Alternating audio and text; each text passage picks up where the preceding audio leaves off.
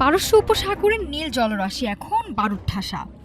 Hormuz প্রণালীতে ইরানের অবরোধ বিশ্বজুড়ে যখন উদ্বেগের পাহাড় তৈরি করেছে, ঠিক তখনই সেই তপ্ত স্রোতে ভাসছে বাংলাদেশের পতাকাবাহী জাহাজ বাংলার জয়যাত্রা।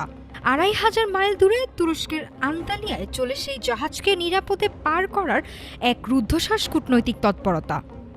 আন্তালিয়া কূটনীতি ফোরামের এক পার্শ্ব বৈঠকে মুখোমুখি বসেন বাংলাদেশের পররাষ্ট্রমন্ত্রী ডক্টর খলিলুর রহমান এবং ইরানের উপপররাষ্ট্রমন্ত্রী সাইদ খাতিবজাদেহ।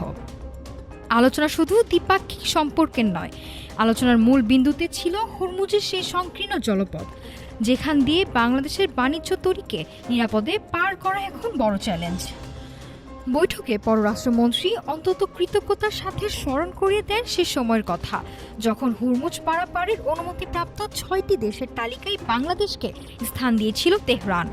সেই বন্ধুত্বর দোহাই দিয়ে অনুরোধ জানান, সংকটময় এই সময়েও যেন বাংলার জয়যাত্রার পথটি থাকে কণ্টকমুক্ত। বাংলাদেশের ভারসাম্যপূর্ণ আর গঠনমূলক অবস্থানের প্রশংসা করতে ভোলেনি ইরান।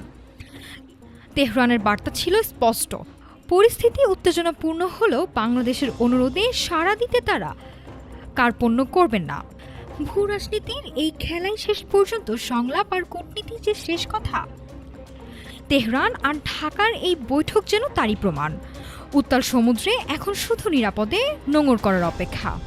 নাফিসা সামিয়া, ঢাকা টুডে।